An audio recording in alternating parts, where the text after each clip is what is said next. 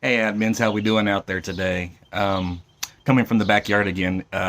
It's getting warm though. We had a very nice weekend, and looks like we're going to have some hot weather again. So please make sure we're taking care of ourselves out there. I'm going to try to make this video as short as possible, as I always say, but I'm really going to try to stick to it today. Three things I want to cover. Again, lodge leadership training, and I know I talked a lot about this, but we still have lots of lodges that don't have their officers trained yet. Moose International has made it very clear this year we're going to be very serious about officers having their training and on time this year, trying to get things back to normal. Officers need to be trained because they need to know the rules of how the lodge works. Um, when I come back from convention, we will be looking at lodges, and if a lodge does not have enough officers to hold a quorum and do official business, we are looking at shutting the social quarters down until those officers have their training completed. Um, this is no joke. We're being very serious about that this year. And on the doors, it will say exactly why the social quarters is being shut down. It's being shut down because lodge officers are not doing their required training. Those officers will have to explain to their membership why they haven't done their job. So again, we need to make sure that training gets completed. They have till June 30th to get it done. Of course, I'll be at convention, so I really won't be looking at those until we get back. So you have an extra day or two, but please don't wait to the last minute. Also, July 8th is a deadline for Moose of the Year, so please try to get the Moose of the Years completed as quickly as possible. I've talked about the process before, so I won't go over that again. Just a reminder, though. Again, when I come back from convention, I'll be looking at lodges that haven't entered those in yet, and I'll be asking why.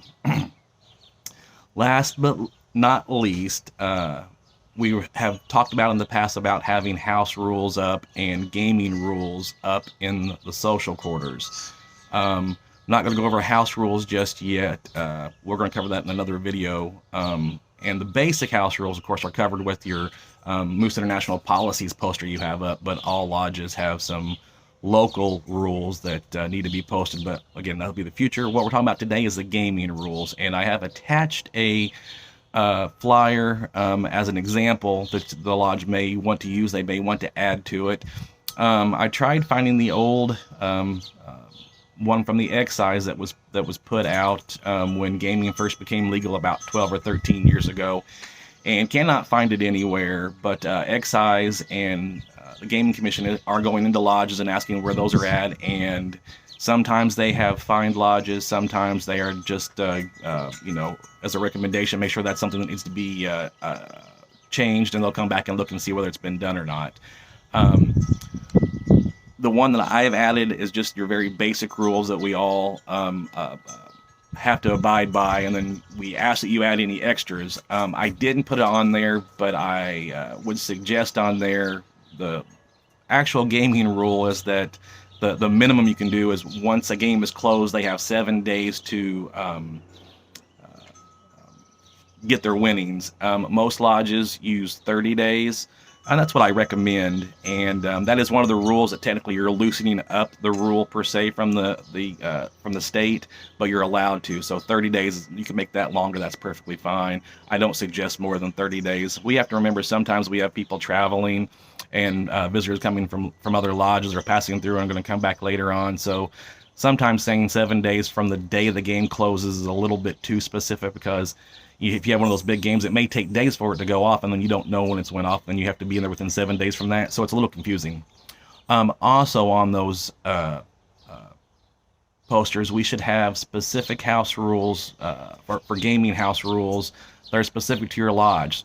For example, if your lodge is one that has a treasure hunt, treasure chest, Queen of Hearts, whatever, and you only allow your Moose members from your lodge to play, not other lodges, that needs to be in there, because that becomes an issue sometimes when we have people traveling from other lodges and they bought tickets and then found out later they weren't eligible, even though they've already purchased them, because the bartender didn't know or didn't follow up on that rule or didn't realize that they weren't from that specific lodge.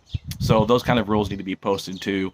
If you have specific euchre rules, poker rules, if you have a dice game, any of those kind of games are specific and there's been questions, those should be posted on your social quarters gaming rules, so all your membership knows what the rules are and can abide by those. And that may be changing. That may change every year or so. So you may have to go back and revisit those. But the example I put on there, I put just a sample letter.